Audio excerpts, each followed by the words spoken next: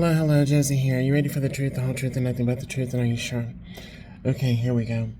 I was listening to a song by Nirvana that I remember hearing on a B-side of a CD that I purchased years ago called Even in His Youth. And I listened to it the other day, and, I always loved the uh, rarities and B-sides of Nirvana because they were not the ones you heard on the radio all the time. And they actually had, for me, some meaning, and I understood a lot of it. The song goes, even in his youth, he was nothing. Kept his body clean, got him nowhere. Daddy was ashamed that he was something. Disgraced the family name, it got him nowhere. Oh man, and that's so similar to what I experienced, for the majority of my damn life. When I was younger, when I was in my early teenage years, like, I didn't want to take a shower. I didn't want to take a bath, because I kind of felt like, what's the fucking point? I was a big kid. I was very large, and they call it husky. I wasn't, really the most popular kid, nor was I trying to be, but it just seemed to be that, I just had like a really crap run, especially in school. I remember the first year of school, my first grade. Was it first grade? Yeah, first grade. Or kindergarten. First grade, kindergarten, somewhere around there. I had this teacher that was she was a total bitch. She was just a total bitch towards me. And I came to find out and understood why. My mother had actually told this teacher some pretty wicked things about me, even in first grade. And so this teacher saw me as, an issue or a problem or a disturbance. She didn't want to pick on me. She picked on me, but she didn't want to pick me to answer questions or to participate in class. She was just very mean, very cruel. And she actually drugged me out because I got so frustrated with her because she was so cruel. She would not pick me to answer questions. She would ignore me. She was very just mean. And I started acting out, because, how else can I respond other than to act out? She's not being nice. She's not allowing me to participate. She's treating me very mean and cruel and just being a bitch. Her and the teacher that was in the room right next door to her. These are those outdoor classrooms, I remember she dragged me to the principal's office one day because I had eaten the Kool-Aid, opened the Kool-Aid packet that was for like some kind of event that we were having. And I just did it because I was frustrated with her. I wanted to kind of get back at her, so I did it, I opened the packet and ate the Kool-Aid, or just kind of tasted the Kool-Aid or whatnot. And she got so angry, so pissed off. She dragged me from the room across the grass field for recess into the main school building in front of all the 4th and 5th grade students in their class. I'm screaming and yelling, right? And she's just dragging me, her and this other teacher, to the principal's office. And when I tell you, I was so pissed off. I remember they called my mother, and my mother tried to calm me down, but really, she was just on the teacher's side. She didn't listen to me. She didn't ask me questions about, what happened or what's wrong. She always took the teacher's side, and she was always just discrediting me, putting me down. Teachers were discrediting me, putting me down.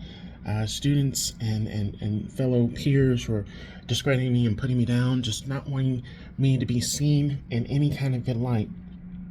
In my early teenage years, I just kind of just didn't want to do much of anything. I wore the same clothes a lot of the time. I wore multiple clothes. So like, jeans or pants and, undershirt and then a button-up shirt and then a sweater on top of that. I mean, we're talking about Houston, Texas, it being super hot and humid, and I'm wearing like 3 layers of clothes, right? Because I was just not comfortable. I didn't feel comfortable. I didn't want to be really seen. I wanted to be hidden. As I grew up and matured and got comfortable in different situations, it's like things started to get better, but then they would get worse, and I never understood as to why. And it was my mother. It was my mother. And then it went from being my mother to my father in high school. And it was a combination of the two of them. And then go to college. My father didn't go to college. My mother didn't go to college. So they wanted to basically keep me from getting an education, keep me from going to college and excelling at college. So they sabotaged that. They sabotaged a lot of crap for me. They set me up for a lot of things to go the wrong way in my life intentionally. They didn't want me to be successful. And then on top of that, they didn't want me having any relationships. They didn't want me to have good relationships. They didn't want me to have friendships. They interjected themselves in every relationship, every friendship that I had, either my mother or my father. And then they would send toxic individuals in my direction to either befriend me or to date, and it would be toxic.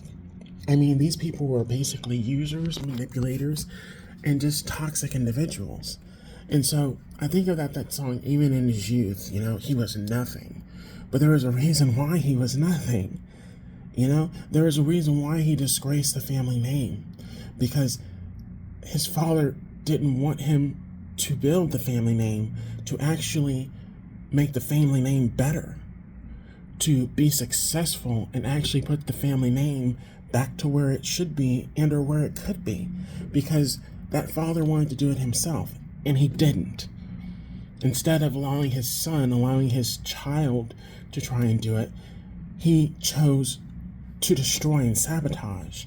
And then the mother joined in and teamed in and decided to destroy and sabotage. So that song really, really resonates with me in a lot of ways.